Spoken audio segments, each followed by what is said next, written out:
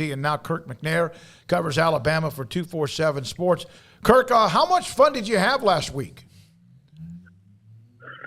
Well, it was a surprisingly busy time that kind of wasn't expected, but it was, it was interesting. And, I don't think all of the story's over from a number of standpoints. So we'll see how this continues to play out up to October 8th at least. Is there one single Alabama fan who disagreed with Nick Saban, or has that ever happened? I think there was some disagreement in that he apologized. He thinks he made a mistake too. He didn't need to name anybody. That wasn't the point. The point he was trying to make was not that Texas A&M had bought their class, and he shouldn't have said that. He just should have said that what he believes, and what I think anybody who's paying any attention at all believes, is that name, image, likeness is not being used as intended. And as he pointed out, Saban pointed out, no one's broken the rules. There are no rules. And so something that was not intended has incredible consequences. Also connected to another situation that was unintended, and that's the transfer portal, which is, I think, between the transfer portal and NIL, there are quite a large number of people who recognize that college football and college athletics, for that matter, has got some work to do to keep things in the between the rails, as they say. So I'm not sure that Saban has anything to be to be criticized for, other than what he apologized for, and that's sort of a mild enough situation, although it did result in a rebuke from the commissioner of the SEC, and of course Jimbo got one too, because he got so personal. Jimbo was kind of hot, I thought, and probably should have taken another hour or two to catch some breaths before he went on. But that was the way I saw it from my standpoint. Yeah, he's in San Antonio today, doubling down. So I don't know. An hour a week might not arguing with a TV reporter, wasn't he? Yeah. Yeah. So I don't know. Jimbo's got that fiery temper, Kirk. But he was, making essentially a fundraising pitch. Coach Saban was when he did that. How do you think that worked as far as convincing people to kind of come on board with the NIL things and to do those things so that Alabama can keep? He said keep pace. They are the pace, but can keep where they are.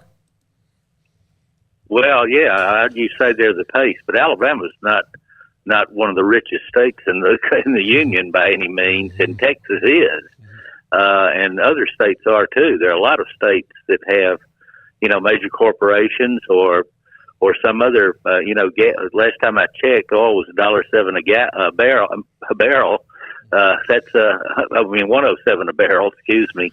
There's no oil in Alabama to speak of. There's a lot in Texas, and Texas A&M in Texas particularly, has the opportunity to just bury people with NIL money if they choose to go that way, and it appears they aren't shying away from that.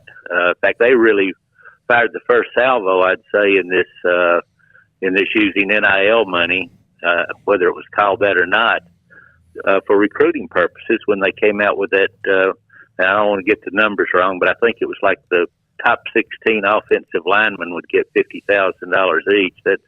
That's 3 deep plus one. That's if you're an offensive lineman being recruited by Texas, you're probably pretty sure you can get in that top 16.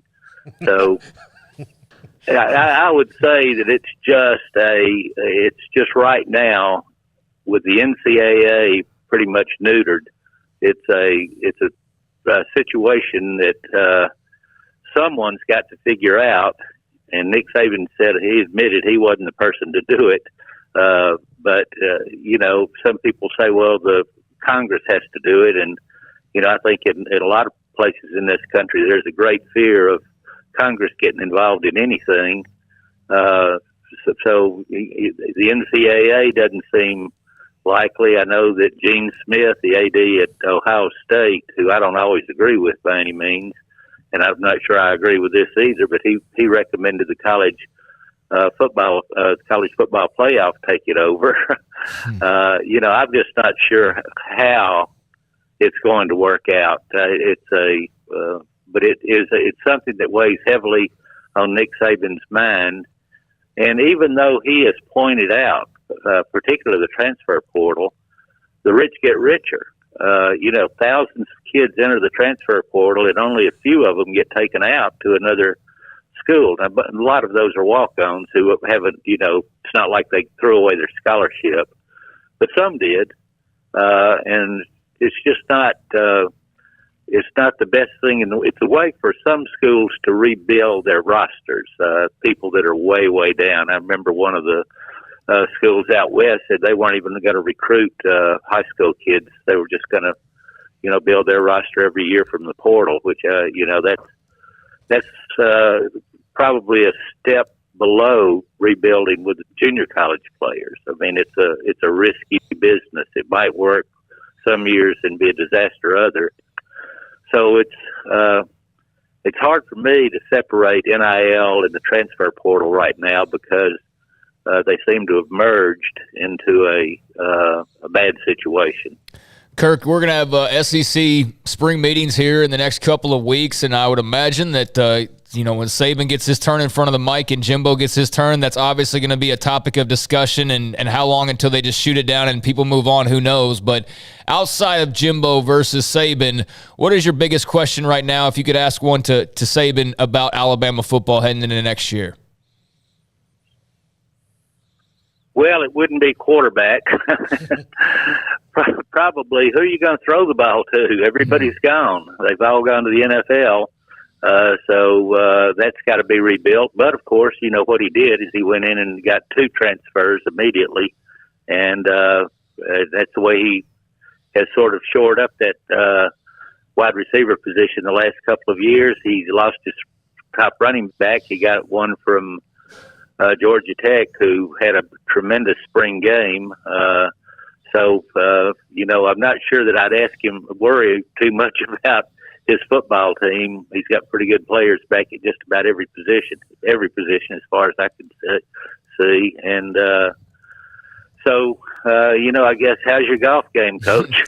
Well, I guess it would have to be like NIL related, right? Because, I mean, I know that Jimbo and him, but not talking about that argument specifically, and I figured there's not a lot of questions about the team, so I guess is that the biggest thing of interest, NIL all the time, right? Well, I'm wondering, my thinking is that the commissioner of the SEC, Greg Sankey, is pretty powerful. And they listen to him, and he might just say, that's off limits down there. We're not talking it down there. We're not talking publicly. What they do behind closed doors, of course, we don't know. I suspect it'll be a matter of talk there. Sankey came out and said that they had investigated and they didn't find anything on NIL except cash payments. So he's not very happy with it either right now, the way it's being used. But again, I stress, no one's breaking any rules because there are none. Right. And it's if you go back to the NCAA, you can't have boosters involved in recruiting, and you can't have any inducements, beyond the obvious ones. Come here and you'll be on TV, you'll get a good education, you'll got a chance to start, all those sorts of things. But as far as monetary inducements, obviously, is what I'm talking about. That's still against the NCAA rules, but who's going to enforce them? Who's going to investigate it? That organization is on its last legs, I would say, and that might be something that comes up in the meetings. Is how do we go about getting this fixed, and what are the recommendations from the people who'll be there?